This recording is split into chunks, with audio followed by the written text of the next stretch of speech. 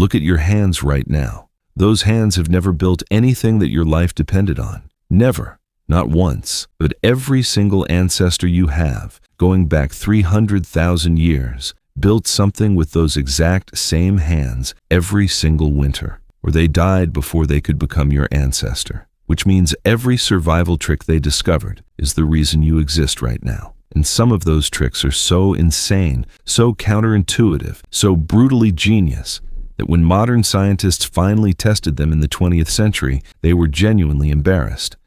Because Stone Age humans had already solved problems that took us until the Space Age to rediscover. Here's the one that breaks people first. They ate rotted meat on purpose, not because they were desperate, because they understood fermentation 30,000 years before Louis Pasteur was born. At Arctic sites in Siberia, archaeologists found buried meat caches, deliberately stored at specific depths, wrapped in specific ways, left for specific amounts of time. The chemical analysis of these sites shows controlled bacterial activity, not random rotting.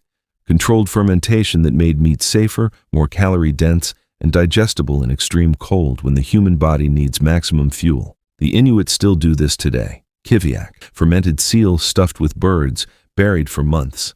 It looks horrifying. It kept entire communities alive through 6-month Arctic winters. Your ancestors weren't eating rotten meat because they had no choice. They were running a food science operation with zero equipment and perfect results. Here's the second one, and this one will change how you see pain. Ice Age humans regularly survived injuries that would send a modern person into emergency surgery. Compound fractures, infections, amputations. We know this because the bones tell us. Healed fractures showing months of recovery. Missing limbs with bone that shows years of continued life afterward. One famous skull from Shanidar Cave in Iraq. A man who lost his arm, was partially blind, and had a crippling leg injury, lived for years after all 3 disabilities. In the Ice Age, without medicine. How? Plant medicine so precise it staggers modern pharmacologists. At Shanidar, the burial site contained massive amounts of pollen from 8 specific plant species: yarrow, groundsel, ephedra. Every single one of them has documented medicinal properties: anti-inflammatory, antibiotic, stimulant for respiratory function. These weren't random flowers. Someone deliberately placed exactly the right plants with a man who needed exactly those properties to survive. They didn't have pharmacies. They were the pharmacy. The third one nobody talks about. And it's the darkest. Ice Age humans understood population management in ways that make modern economists look naive. In extreme scarcity, certain groups practiced voluntary elder sacrifice, not murder, voluntary. Elderly members who could no longer contribute to group survival would walk out into the cold, alone, deliberately. We know this from burial patterns, the complete absence of elderly remains at certain temporary campsites, combined with their presence at permanent sites. The math of group caloric needs versus available food during famine conditions makes the pattern undeniable. But here's what the archaeology also shows. These same groups created the most elaborate burial rituals for their dead. Ochre paintings, grave goods, flowers, jewelry.